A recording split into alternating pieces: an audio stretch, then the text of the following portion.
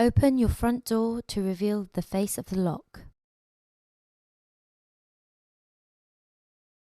Locate the center screw using the cylinder keyhole as a guide.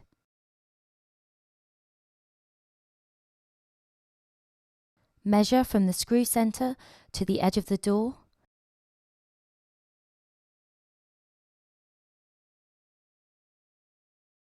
Measure from the edge of the door to the edge of the handle.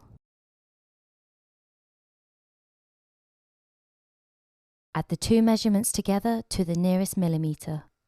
Simply repeat on the other side of the door. This will provide you with your cylinder size.